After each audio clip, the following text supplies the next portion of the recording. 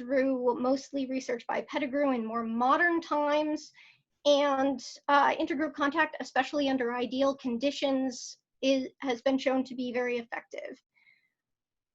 Finally, we just need to see these associations less, and that means that we as a whole need to figure out how to remove those, to take more care of what we're exposing ourselves to, what we're exposing our children to, so that those associations do not become strengthened in the brain, to challenge racist statements when we hear them, and basically to try and unwrite this set of associations. It's long-term, it's hard, but that is what will address the roots of the issue rather than the symptoms of that deeper issue.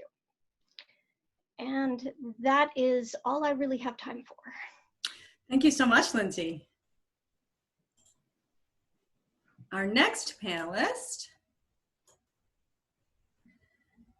Jordan Jalil, is a first-generation Pakistani, double majoring in political science and economics. As an active member of Shepard's debate and forensics team and a student member on the board of advisors for the Stubblefield Institute for Civil Political Communication, she is passionate about political discourse and the importance of developing the next generation of statesmen in America. Jordan is dedicated to pursuing a career in national security and addressing weaknesses within our own society that make us vulnerable to threats, both domestically and abroad. Jordan was a Truman Scholarship finalist this year and wrote her Truman policy proposal on the topic of reforming qualified immunity. So that's what I hope we'll be hearing from her today.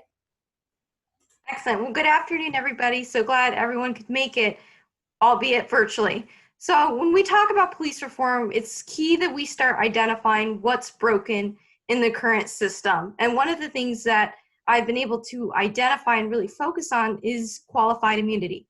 So in the brief time that we have, I want to quickly talk about what qualified immunity is, what the current implications are of allowing qualified immunity to continue, and also some solutions on how we can meaningfully actually reform the doctrine of qualified immunity.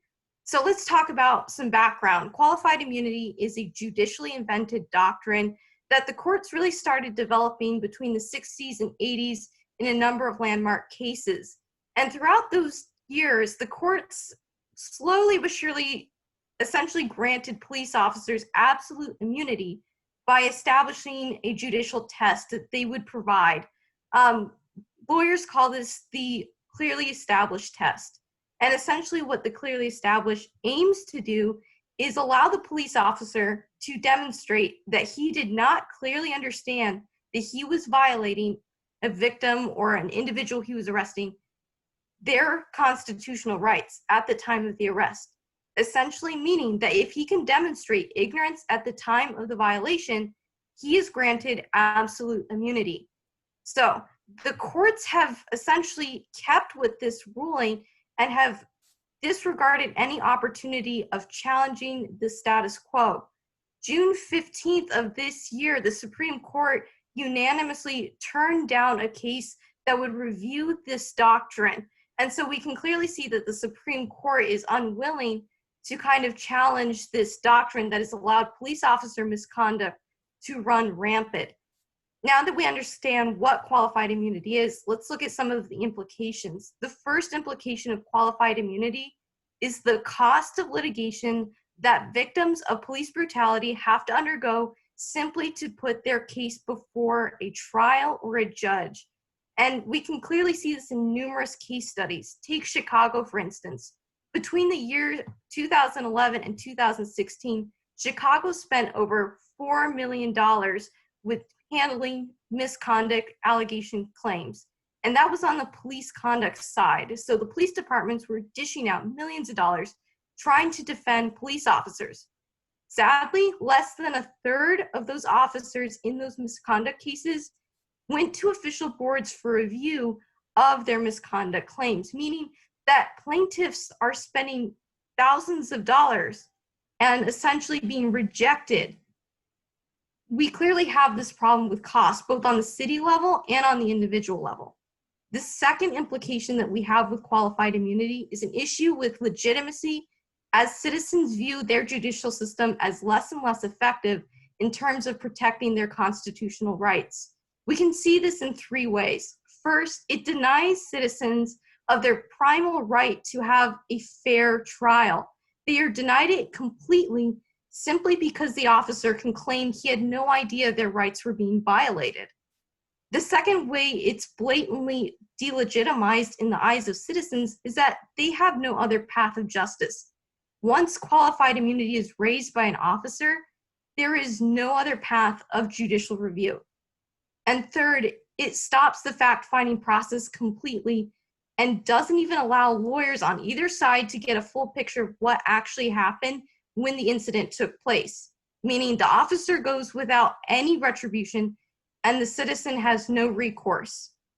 Third, we can also look at the third implication, and that's civil liberties are being trampled both by officers and by the court system. Since the court is unwilling to challenge this doctrine of immunity, police officers are essentially at liberty to violate constitutional and civil liberties without any fear of retribution or recourse for the citizen. This essentially creates a system where police officers are emboldened and allowed to be bullies without any accountability in place. The fourth and final implication of qualified immunity in America today is that it hurts police officers. As we've seen in the current crisis, one bad officer's conduct can hurt the legitimacy and identity of well-meaning, law-abiding cops who are doing their job, simply because we have no way of holding individuals accountable. And we see this as only a rough 1/3 of all officers who have misconduct claims ever lose their job. So if we want to start talking about how to reform the political system and the judicial system, we need to start talking about how we can peel back the clearly established standard that the courts implement. There's two clear ways that we can do this.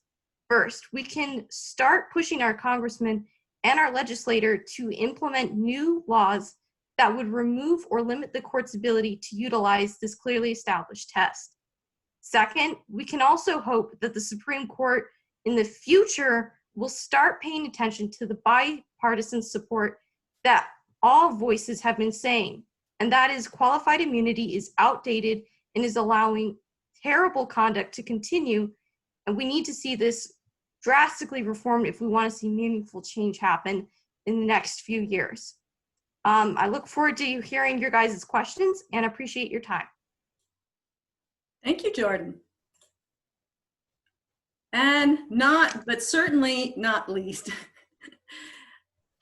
our last panelist, Sam Green, is an assistant professor in Shepherd's Department of Political Science, Global Studies, and Geography. He has worked extensively on security issues in both the Middle East and Latin America, and has taught courses on domestic security at UAE's National Defense College. His 2018 book, called Pathological Counterinsurgency, critically examines the relationship between democratization and success in irregular warfare. And I think what we're going to be hearing from Dr. Green about today is the Latin American experience specifically with police reform. Well, thank you, Stephanie. So I know the audience is probably very interested in asking questions to many other members of our distinguished panel. I'll be brief. And what I'm going to do is draw upon my experience working in the field of security studies to talk about some lessons from successful and unsuccessful attempts at reforming police and other domestic security services, primarily in Latin America, but also in the Middle East. And it's first important to note that in many cases, the context of police reform in both these environments is quite bad, worse than anywhere in the United States, where you have instances of widespread corruption, extrajudicial killings, or penetration of security forces by illicit actors. So I'm not arguing that the contexts are the same, but I think nonetheless, some of these lessons might be applicable. So lesson number one, there's a paradox that sometimes removing or abolishing agencies can undermine reform goals. So we've seen, particularly in Latin America with peace processes, identifying particularly problematic security agencies for removal.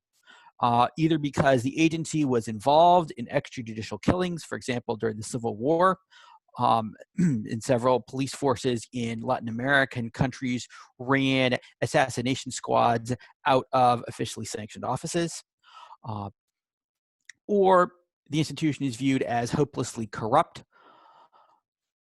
So the idea is we're going to get rid of this agency, we're going to form a new agency, and this can start to accomplish our goals of reforming this problematic behavior. But what we often find is that we remove the agency, but we have the same actors who have been causing the problems continuing to be involved in the provision of security, except that there's not a clearly identified problem that the agency needs to solve.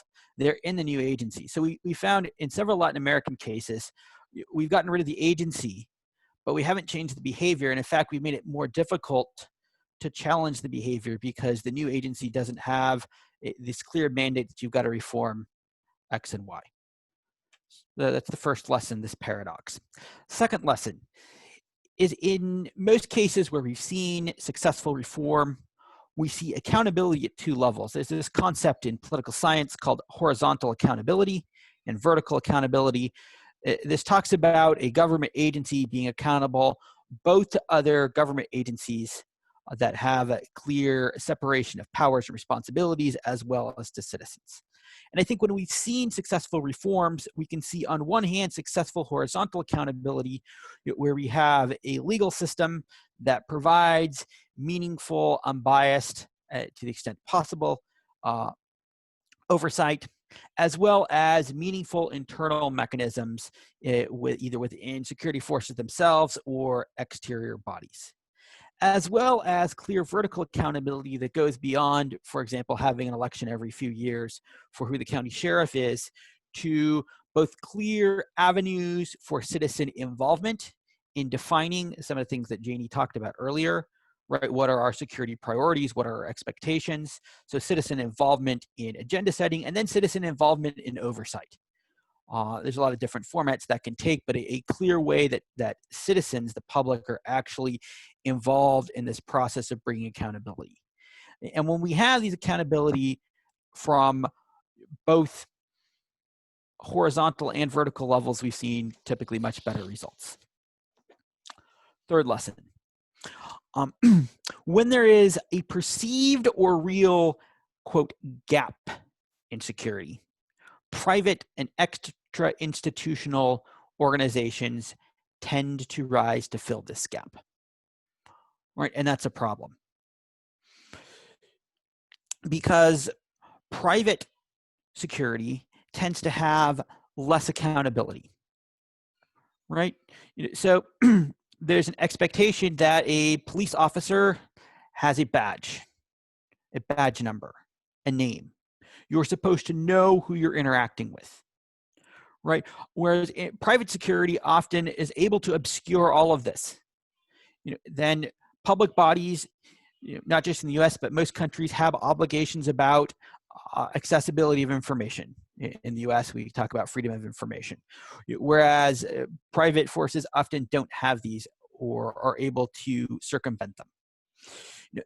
So it's very careful in creating a reform not to create either a real gap or public perception of a gap. Here's this space where security isn't being provided because of the reform. Let's create something that's not formal or state sanctioned to try to solve the gap. Last lesson. Militarization of domestic security forces is a huge problem and contributes to the failure of reform agendas. Right, what I mean by militarization is militarization in the type of equipment. If you have police forces that are more equipped to fight an insurgency, training, the more paramilitary elements of training, and command structure and reporting. So in some cases, you have the Defense Ministry has involvement in policing and domestic security. When you have these factors, particularly a combination of them, you lead to domestic security agencies tending to do what we call securitizing policing problems, right? Policing problems become issues that are primarily thought of in security terms with security-based solutions, often involving use of force or the permissiveness of use of force.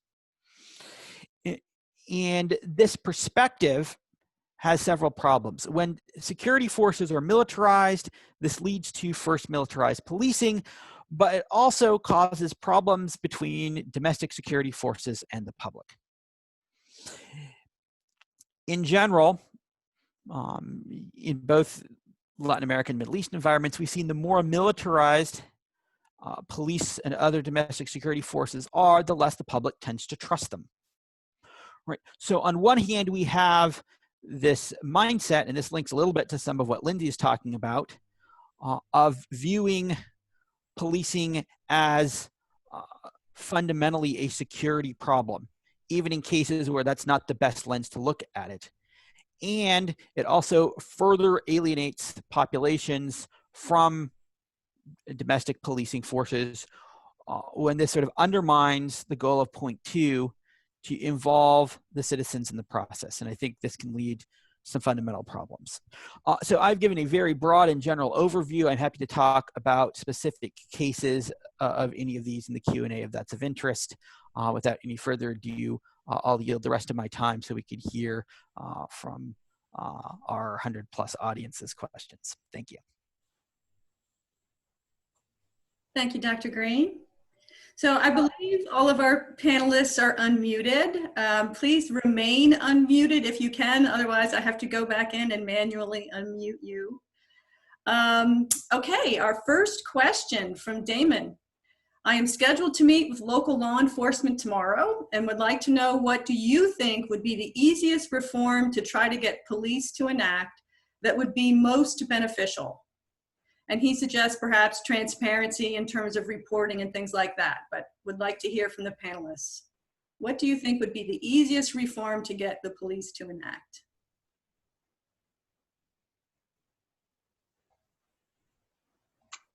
I'll throw out, if your local agencies, something that is in the works, and I think a study released last year concerning body cameras showed that the body cameras have not quite measured up to what we had hoped. However, I think in concert with these other reforms on the table, I think it can move the needle with body cameras closer to what we hoped the outcome would be. Of course, that would depend on whether your your local agency is using those, but that is relatively simple. There's federal grants for that. Just a quick suggestion from my corner. Great. Any other panelists? Or I'll jump in. I think it would be useful for there to be clear avenues of civilian involvement, both in the setting of priorities, how do you want the policing to be done, as well as oversight. And the extent to which that is present varies dramatically from jurisdiction to jurisdiction. So I think an open dialogue about how we want to be policed is very important. In my experience, both domestically and internationally, the more that dialogue's there, the happier citizens tend to be, particularly if everyone's included in that. And the second piece is, are citizens actually involved in providing oversight? At least in Latin America, we get much better results. That's not that hard to do, but often hard to get buy-in from security forces. Great. Okay, so we have a second question from Bill Stubblefield. He says, much of the discussion has centered on long-term cultural adjustments. Other than qualified immunity, there have been no specific legislative actions which should be taken to address police reform. What suggestions do you have?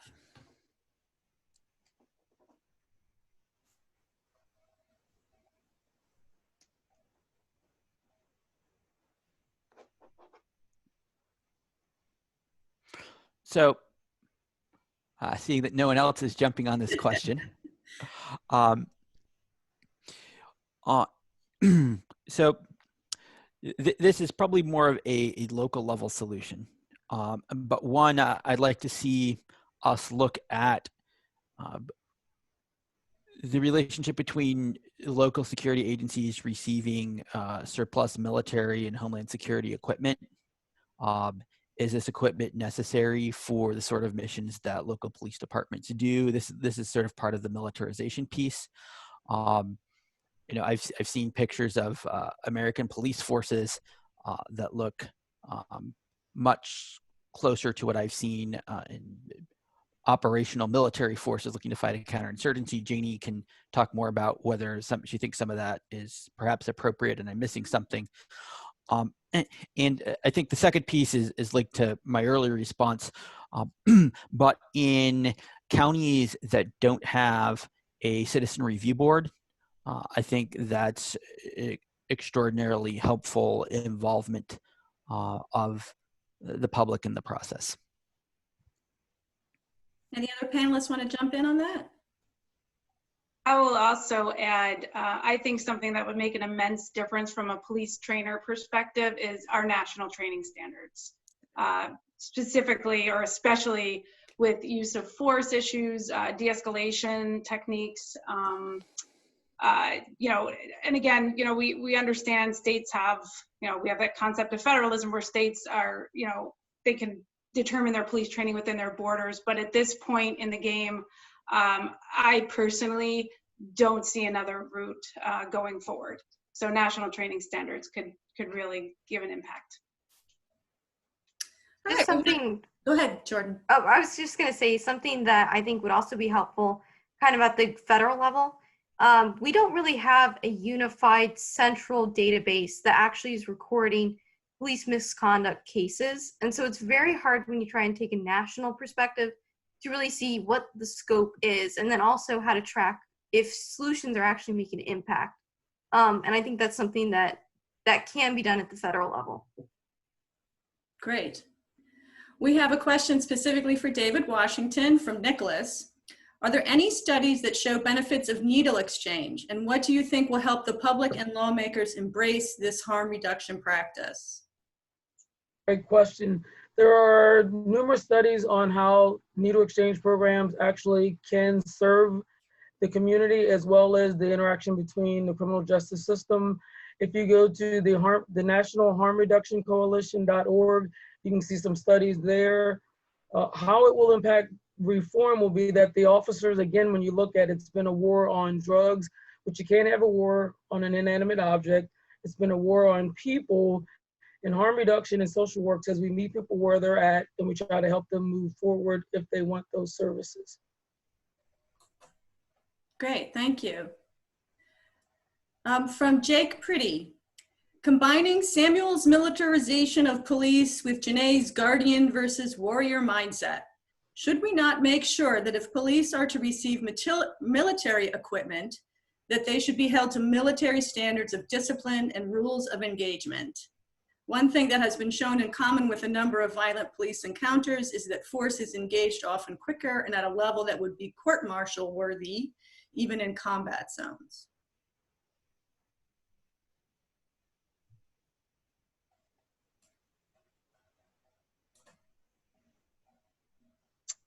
So the question of, should we not make sure that if police are to receive military equipment, that they should be held to military standards of discipline and rules of engagement?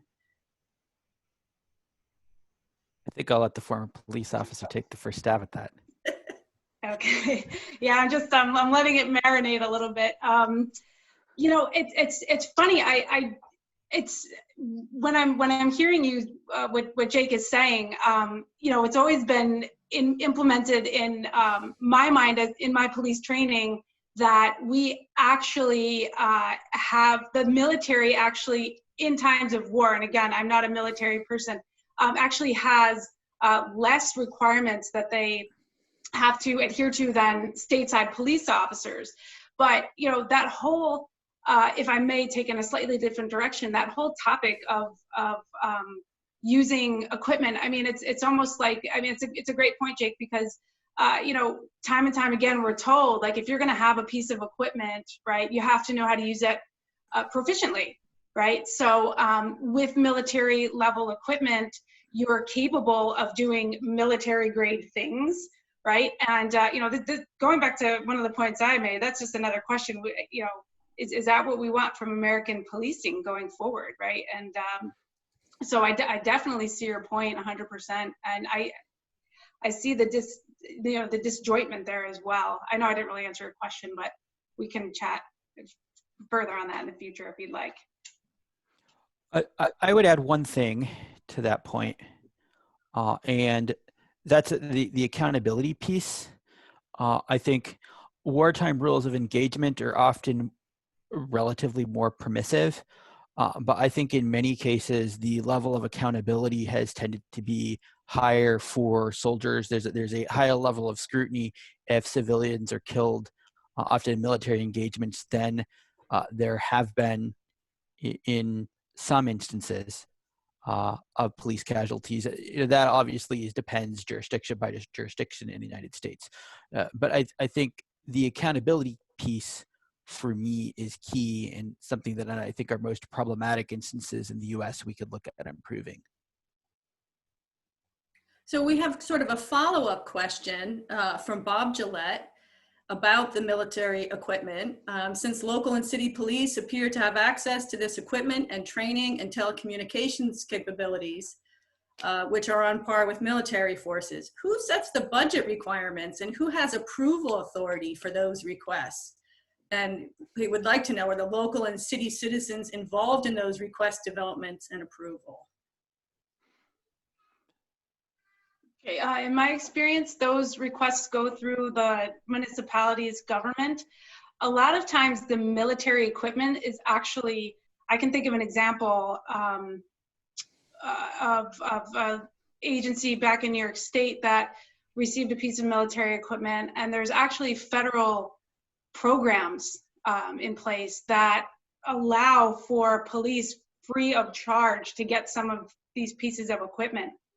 You know, and like I said, generally it's the municipality, if it's a town board, if it's a city council.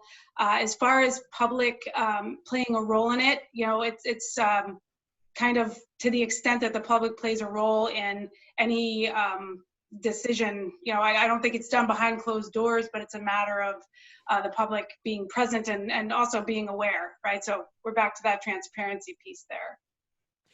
Yeah, so one example of this is the distribution of MRAPs. So these are sort of the armored vehicles designed to go to places like Iraq and Afghanistan if you're worried about an IED, an improvised explosive device, which have been provided for free as they've been decommissioned to many police departments across the country.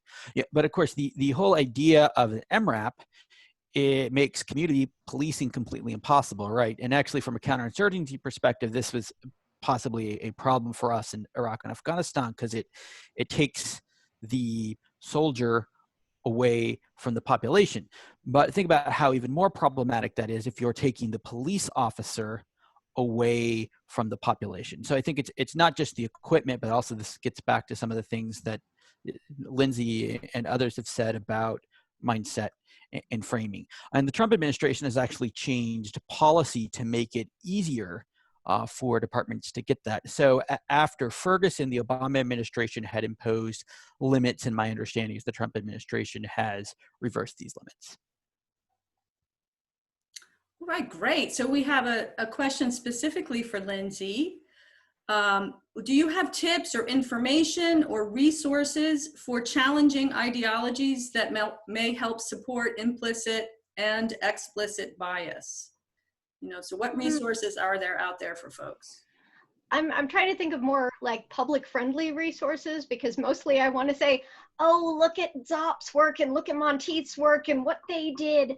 But basically the research in general is just showing that when someone says something that is off base, that is biased, we need to call them on that. And trying to do it in a way that makes them less defensive is helpful. But it's also important to consider that often these things are better received if a majority member is the person calling them out.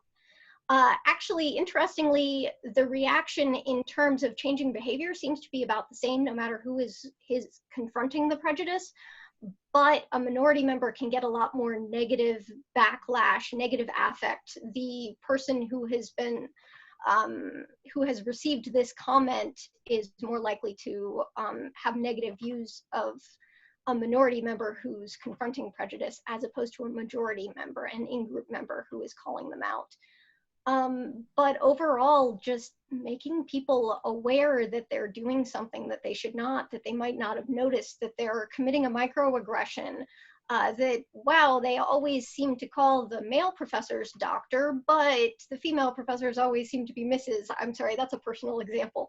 But the same thing is true. The same thing is found when it comes to race, and just bringing that up with people and saying, hey, you might not have noticed it, but you do this, can be helpful, even at that small, like, quick interaction level.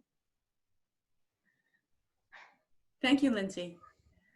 A question from Ebony, and forgive me if I destroy your name. Ebony Helmick, do any panelists feel that reducing police tasks with additional social workers, mental health care workers, and so on, would that help the situation? Take that one. And I don't think it's a question of decreasing the number of police officers, but it is a question of putting more social workers in place to have interactions. When the police are out doing their drive-arounds, if they could have a social worker with them or have access to a social worker within a matter of minutes, can make a big difference. And that's one of the things that the law-assisted diversion program can do and that we're trying to do now. Thank you. Other panelists with a thought about that? So a question about qualified immunity. Robert O'Shea asks if Janae Casparini feels, how she feels about eliminating qualified immunity. Would this not lead to multiple personal lawsuits against an officer who could easily be bankrupted having to defend himself in court? Yes, certainly that's the criticism of doing away with it altogether. Obviously, based on what Jordan said, we can see the tremendous issues that arise with this particular allowance. You know, one thing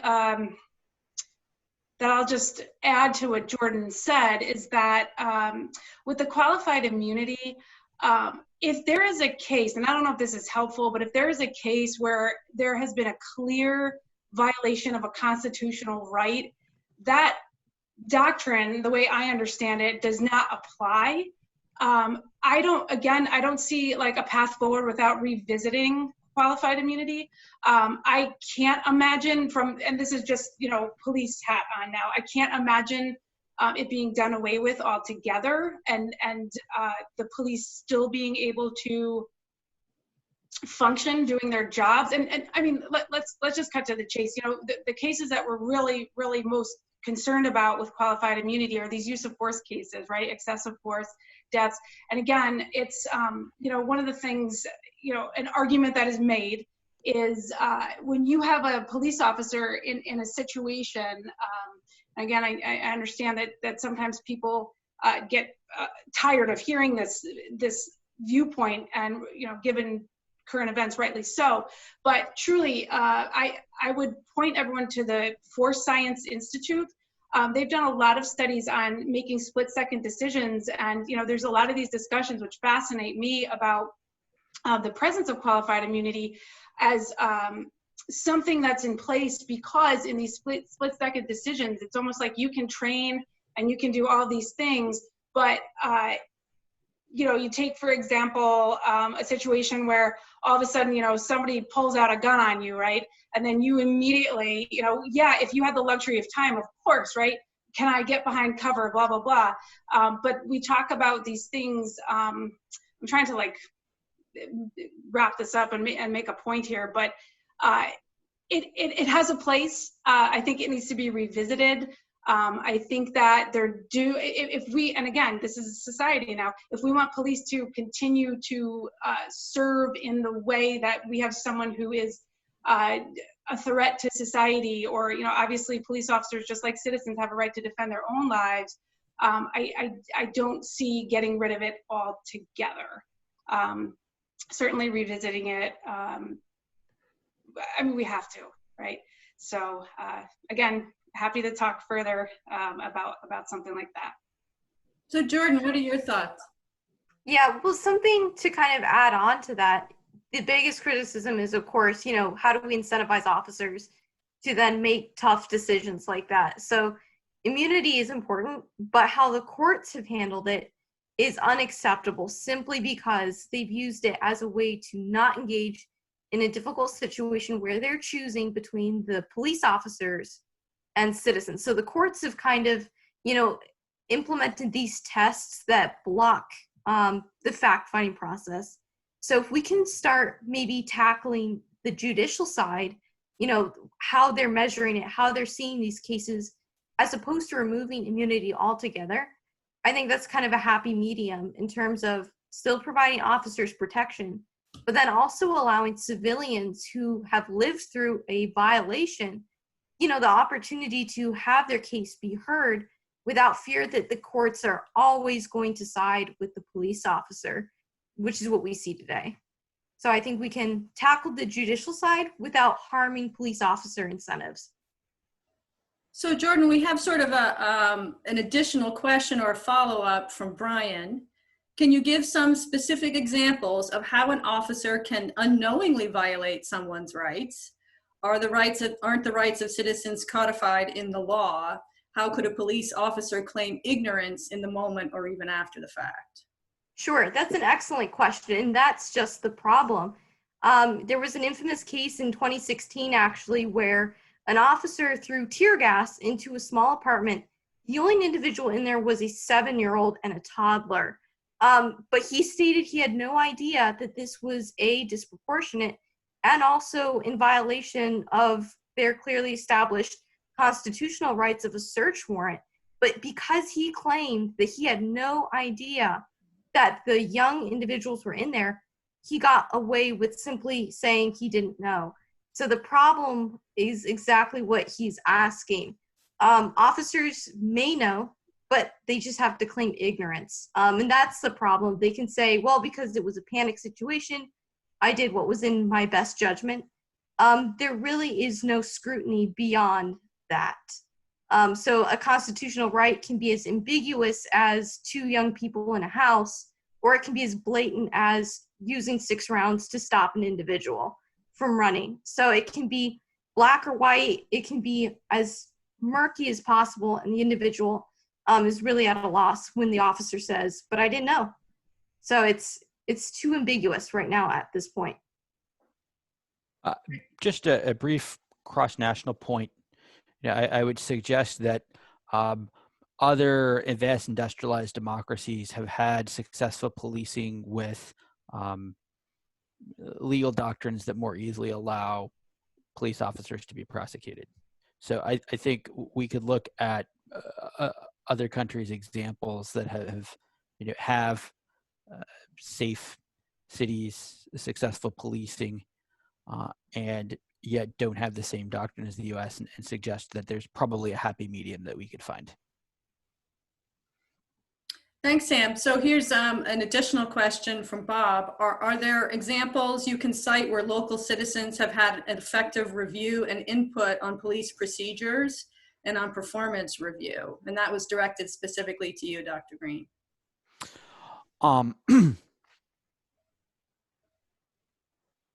Is this a domestic or an international question? It doesn't mention, but I would assume okay. International. I mean, so if we look at, say, a difference between, say, Colombia and several countries in Central America. So Colombia's had a lot of problems. It's had both members of the army and members of other security forces, police, and forces that work for the Ministry of Interior, killing civilians and saying that the civilians were insurgents or criminals. And this is motivated by the fact that you get a bonus if you killed or captured insurgents or people linked to the insurgency. I think one of the differences between Colombia and the Central American cases is a lot of these soldiers and police and security officers have actually been tried and convicted. And I think part of the difference is the involvement in, so we have both levels of accountability. We have the court system works better in Colombia than in, say, Honduras, but then we also have had more citizens involved in the process. I'm a little less familiar with the American cases, so I'm going to struggle to give an immediate example. Janie may be able to give a better U.S. example. I have to think about a U.S. example if I may come back to this. Sorry, I don't want to throw you into the Potomac, so to speak, Janie. So if you want to wave that off, I can think for a minute. I think, and I'm trying to frantically search for it, I want to say Madison, Wisconsin. But really, if you just kind of search anything with police citizen oversight commissions and committees, I know, we had, in one of the departments I worked for, we did have a citizen oversight commission, and it did. The public had a lot of input. Going back to the body camera thing that I suggested earlier, that all came from the citizens, and these were open meetings, really providing an area for people to come and engage in conversations. They also reviewed use of force issues as well. So when there was a use of force, they would actually view the reports and discuss it also. So plenty of models out there. I want to say Madison, Wisconsin to check out though. Quick psych point. So also if I recall speaking with Carell about this, the psychologists have actually had decent luck going into police departments and discussing these issues with them as well. So if you consider psychology as members of the public being involved in reform, that has often been met with positive interactions. Great, so we have an interesting question from Phyllis, which fits right into this discussion. She would like to know, do any of the panelists think that National Night Out has had any positive impact on community and police relationships? She said, I know some towns where National Night Out has been very successful in bringing together community, business, and citizens for actually getting to know individual businesses and police. But I seldom see very much publicity or success stories about that. Thoughts from panelists about that? Sure. If no one else has anything, with National Night Out, kind of taking a 50-mile view on events such as those, it becomes really critical in forming healthy police-citizen relations where in communities. For any opportunity, a thought is that any opportunity for the public to see police officers in a role that's not necessarily arresting somebody, responding to a complaint, something like that, humanizes the badge, so to speak, is kind of like a cliche term you hear. I'm as a former community relations officer, I'm very much in favor of those events. Anything that can bring people together. It's almost like too late when you show up and you're gonna put somebody in handcuffs, or like mom and dad are fighting, or there's a fight going on in the streets, and no one knows you. It doesn't work. I mean, we know that, and there's plenty of literature out there to support that. So great question, thank you. So I think several of our audience members must have read the same Washington Post article that I did this morning about the pushback from veteran police officers, and especially from police unions, to any kind of reform. So how do you think these impediments could be addressed without endangering public safety or making the matter or the situation just worse?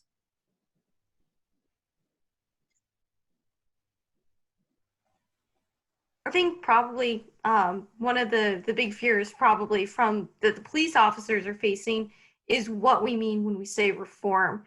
So we hear a lot of things like, let's do away with the police altogether. And then we talk about things on, a middle ground, which are placing more social workers in police office stations. So there's, I think, a huge spectrum of ideas that maybe get wrapped up into this notion of reform. So I think maybe the pushback from their perspective might be, how drastic is this going to look? And then also, how is this going to affect their perceptions? And I think a lot of that is cultural. A lot of it has to do with not wanting to maybe open their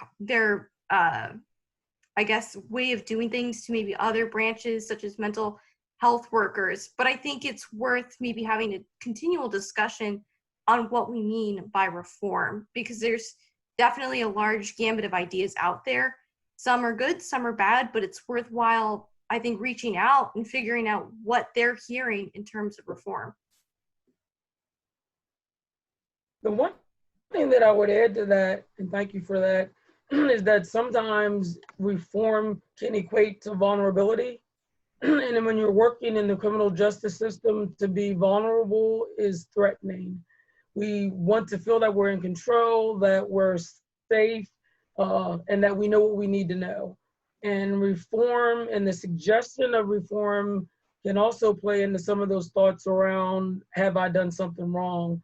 So how do we let the people in blue know that we are not judging all of you as a whole, but looking at how can we make this better? Most of the men and women that I know in blue, including my family members, do the work because they want to have safety and security in society. And when I talk to them about reform, they think that we just want to throw everything out. And it's like, that's not the practice, nor are we asking you to be 100% vulnerable to do your jobs. And I love Brene Brown, so I keep coming back to that. So how do we move forward in saying, yes, we understand what you're saying, and can you also hear what we're saying? I'll be the political scientist for a minute, and this is maybe 15,000 feet view, but I'd also say,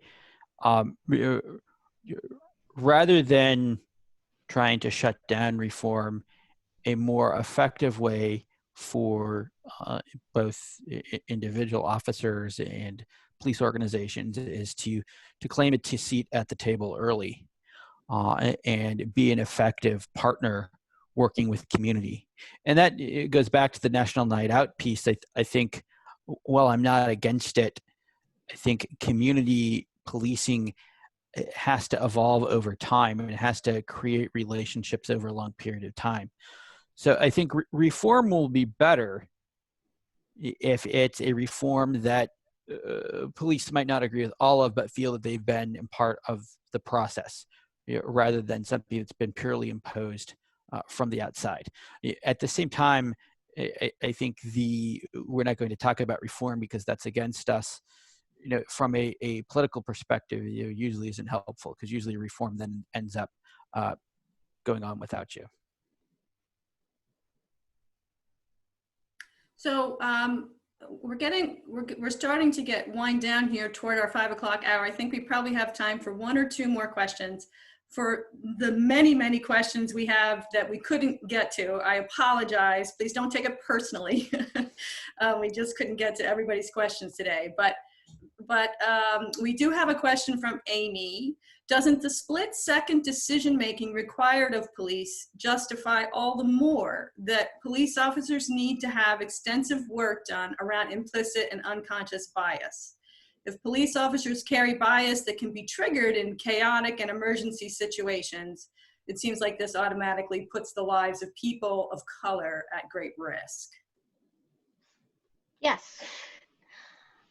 So we do need to be looking at the level right now, but the problem is that if we're looking at people who are already officers right now, the horse is already out of the stable. Like there is evidence that retraining can work, but the broader psychological point is we need to be working on everyone so that when future generations become police officers, they don't have this bias in the first place, and they don't need to be retrained. So absolutely, we need to work with today's problems, but we also need to have an eye towards the future. That was the point that I was making. Janae, you're nodding. You want to add? Sure, why not? So I would also add to, if it's any help to anyone, to know that across the nation there's huge movement. I mean, there's like conferences on this at this point, which is a great thing, which is a huge change. I mean, even, you know, I started in 2005, and sitting on the New York State Division of Criminal Justice Services teaching panel. We, after the Michael Brown shooting, the curriculum in the academy completely changed to include these measures.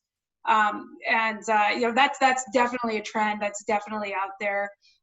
You know, there can never be enough of that type of training. And actually, when I was speaking to several of my friends who are still currently serving as police officers in various jurisdictions in various states, you know, that's one thing they told me to tell everyone today. We need more training. We want more training. You know, so, you know, hopefully there's more room for overlap in the future. Great. So we have an interest. Oh, someone wants to go on? Okay. We have a kind of follow-up question to that from Nicholas. What kind of training in particular would be helpful for police reform in excessive force? And he mentions Wayne Jones was shot 22 times around 7 years ago in Martinsburg, West Virginia. What training would be helpful for that kind of situation? Sort of more specificity.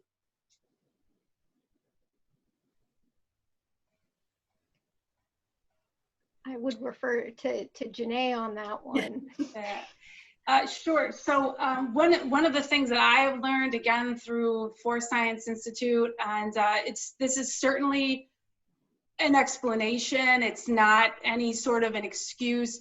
When you have incidents specific like that, Amadou Diallo comes to mind as well. He was the African-American man who was in a enclosure, I want to say a stairwell in New York City several years ago, and he reached for his wallet, and he didn't speak English, he didn't understand what the officers were saying. This term, sympathetic fire, right? You know, they've done studies, again, I would direct you to the Force Science Institute because they're really the experts on that, where, you know, one officer fires and then you kind of get that effect. And what they talk about is, okay, so that's like a brain, you know, a brain issue, right? Like how do we stop that from happening, right? I wish I had a better answer for that. I even think I had a colleague, unfortunately, we had one of our colleagues was getting stabbed repeatedly by somebody. And this particular colleague is a personal friend of mine, and I kind of had a front row seat to how he processed what he had done. He shot and killed the individual who's stabbing the officer, but he unloaded his magazine, right? He unloaded it. And, you know, I mean, if I had him right next to me today, he'd tell you, I don't even remember doing it. And that's, you know, sometimes you know, these deep questions, I often think to myself, and even from a personal perspective, if I may get personal, in use of force scenarios, you know, when it was finally done, you kind of like sit back and you're like, oh my God, right? Like what just happened? It's like that, right? So part of me has a fear that, you know, can you out-train your human brain, right? And but anyway, I'll turn it over to maybe a psychologist who could maybe speak to that. In terms of retraining the brain, there's been some evidence that basically drills are helpful. So you make the correct behavior automatic by drilling. I haven't seen anything as applied as I would like, so it's all been simulation kind of stuff, and I would want to see more research in that direction before I really say, yes, this will work. But certainly through drills, people in the simulations have been overcoming those associations. And also, I think these interactions with the community, basically intergroup contact, individuating people, also helps override these things, because then people are looking at the individual rather than looking at people as a member of a group. And that in general, again, in this case, I haven't seen any research with police specifically, but in general is very helpful in having people not jump to the stereotypic conclusion, because they are seeing people as different individuals. So contact can be helpful in that way. Great. So one of our audience members has a specific recommendation and would like your thoughts about that. Cam says, many people in the martial arts community have been talking about the immense benefits of martial arts training for police officers. The idea is essentially that officers with advanced hand-to-hand skills will be better able to control a situation without resorting to less than lethal or lethal force, and will be more in touch with the consequences of certain methods of subduing a suspect. Is this a practical addition to the training regimens? I think it's great. I have a friend who is a police officer who does just that. He actually trains police officers for free. You know, police academy, you do learn those soft hand techniques, so to speak. You do learn ways to gain control of somebody. You know, obviously the issue that arises is you're always kind of on the reactive. You're not quite sure what that person is going to do. But I even think I would go a step further. I mean, there are people doing yoga with police officers, mindfulness, right? Those sorts of things. You know, it's again, change is frustratingly slow, but I really do see, and even like the young people that I teach and instruct, you know, you're just seeing these ideas come out, and you know, martial arts, yoga, mindfulness, presence, de-escalation, all these types of things. And if I can, one thing that I did want to kind of get across today that I think needs to change holistically, and it kind of has to do with what we're talking about right now, is that the way police are trained, you're trained so that you do not lose. And I see that as problematic, because maybe it's okay to lose, right? At what cost do you not lose, right? What's wrong with sometimes retreating or taking a different tact, right? So again, frustratingly slow, but I do have great faith for wonderful recommendations like that being put into play. I think we also need to consider this, it's been touched upon a few times, this notion of a zero-sum game. Like if police officers are trained in a way that is leading them to think it's a zero-sum game, then that becomes problematic. We can all come out safer from this. And I also think we need to, this is not my area of expertise, I'm just trying to apply the psychology, but providing more verbal tools. Janae mentioned de-escalation. When your toolbox is full of hammers, everything starts to look like a nail. So if all of the tools in the toolbox are related to physical actions, that starts putting you in a mindset that that's what you're supposed to do, that's the role that you have, that those are the actions that you need to take, and it's important to take stock of all of the tools that are available. If I can jump in as well. And so I wanted to respond to the commentator earlier. The example I was looking for that I didn't remember was Denver, that instituted a form of Office of Independent Monitor, I think. So their oversight format led to a dialogue that resulted the police in changing their rules of the use of force that led to a resulting decrease in use of force during the arrest. So this is sort of a tangible example. But back to the original question, a practical international example is Japan, in which there's extensive martial arts training of you know, how to use as little force as possible to arrest suspects. But the one point that the Japanese commentator I read about made was that we don't have to worry in most cases about the person, even the gang member, having a firearm. So the risk that we in Japan incur in using martial arts to subdue a suspect is a lot less than, say, the American jurisdiction. So that's something we have to take into consideration, not just with this example, but I think more generally as we discuss the issue. Well, it looks like we're almost at 5 o'clock. Do any of our panelists want to make a final word or a final statement? Anything you wanted to say that you didn't get a chance to say, or something else that you thought of you would like to add? Okay, so I want to thank you all. You can't hear it, but everybody's applauding our panelists for really great job, really great job. Thank you so much. And a special thank you to our audience. Wonderful questions. Thank you for your participation and for being here. And we hope to see you again soon. Thank you and have a good evening. Thanks to everyone.